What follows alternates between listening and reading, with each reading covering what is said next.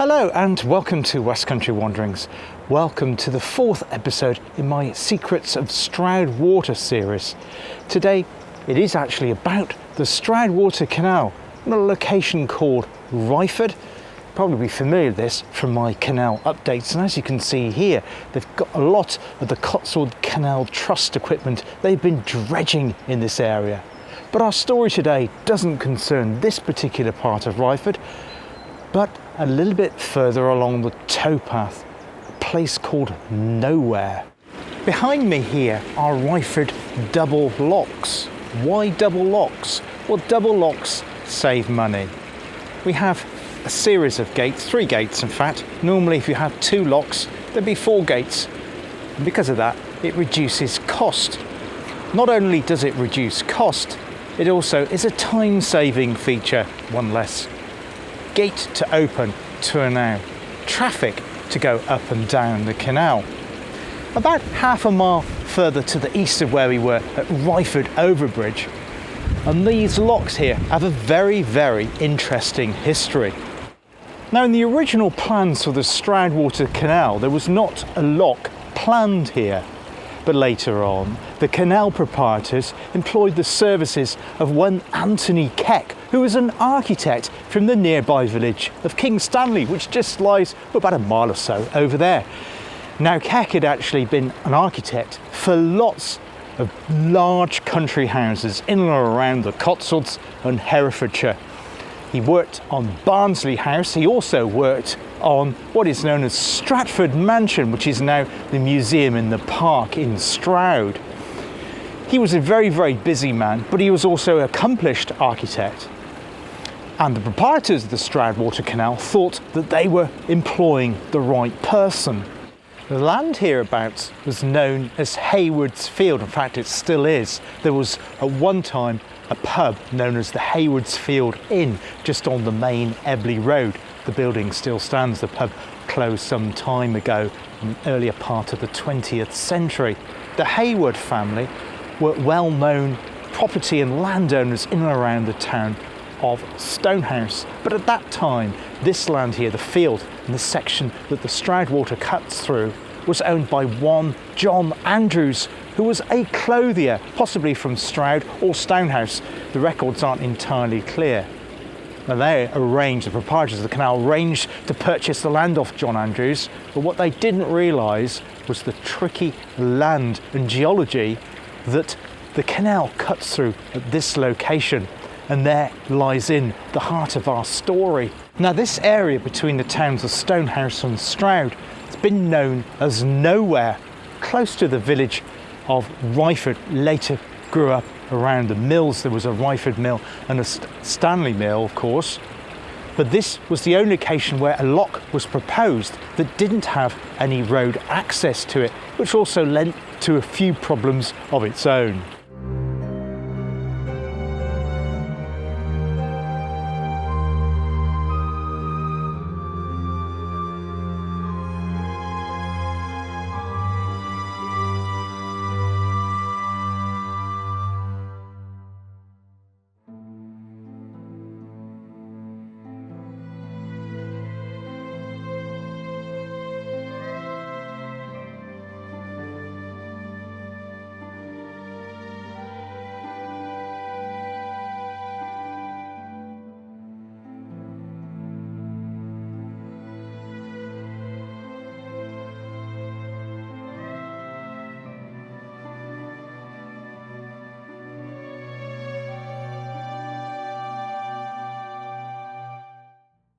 Construction of the double lock here at Ryeford, or Nowhere if you like, went smoothly ahead when the Stroudwater Canal opened in July of 1779.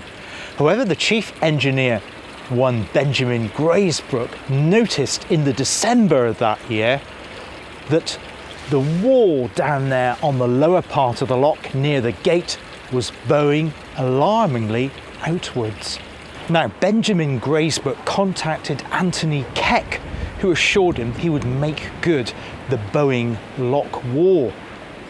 Unfortunately, Anthony Keck was busy with lots of other projects, including a large country house in Herefordshire, about 40 miles from here. And it took some time for the work to be remedied. In the meantime, it was impeding access for the barges to be going through and connecting the traffic up to Stroud and the River Severn. By April of 1780, no remedial work had been done on that bowing wall down there. And the clerk informed Keck he really needed to get his act together to get it sorted out. He still wasn't doing anything because he was involved in all of these other major projects, which was probably earning him more money coming in. That sounds familiar with builders, doesn't it? And so the committee, the canal committee, got together and they contacted their solicitors, Messrs. Lane and Jepson from nearby Gloucester, and the solicitors wrote to him, informing him that if he didn't get his act together and repair, make good the lock here, they would then sue him for damages and loss of trade. In September of 1780, Keck wrote back to the canal committee informing them that he needed to enclose the canal completely for a month. He also billed them for £113 17 shillings and 8.5 pence, completely ignoring their solicitor's letter and recharging him for the work to make good the lock, which he'd promised to do previously. The Stroudwater Canal Company, the company proprietors, decided to stick with their solicitor's proposal and ignored Keck's bill. So an impasse was reached. The solicitors were threatening to sue Keck, and Keck was billing for the work to be redone, which should have been done properly in the first place. It wasn't until 10 years later that a completely new inner wall lining on the north wall, which is this side here of the lock, was redone. But it was at that point, when this north wall was repaired, that it was discovered what was causing the wall down there on the lower part of the lock to bow out. Now, it wasn't until this north wall was repaired that it was discovered the true reason of why the wall was bowing out down there. It wasn't anything to do with the original workmanship of the lock being constructed, but to do with the geology. It was discovered that in between the marl layer and the clay layer, there was a layer of fuller's earth.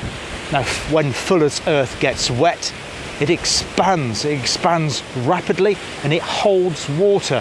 And it was the holding the water that was causing the brickwork to expand and bow out, which was closing the lock and impeding progress of freight coming up and down the Stroudwater Canal. After the lock was repaired in 1789, another leak happened in 1845, again at the location here at the lower lock, with that fuller's earth again being the source of the problems and making the brickwork unstable. And again, for a period of time, the Stroudwater had to close for repairs to be carried out. So this here would have been the wall that gave Keck so much hassle with the solicitors and all the letters threatening to sue him. And I'll say it was repaired again in 1845. You also have drain coming out that way to stop the problem happening again, with that fuller's earth filling up and causing the bricks to expand, or rather alleviating the problem of bricks expanding in this area because of the tricky geology through this small hill. Now, our story about Ryeford Double Locks wouldn't be complete without telling you about this building here, Double Lock Cottage. Now, I mentioned at the start, this lock is the only lock on the Stroudwater Canal without road access. And when the canal opened in 1779, there needed to be a locksman here to operate the locks and assist the traffic going up and across the canal. Because it's such a distance from road access, they decided to build a locksman's cottage, this one here.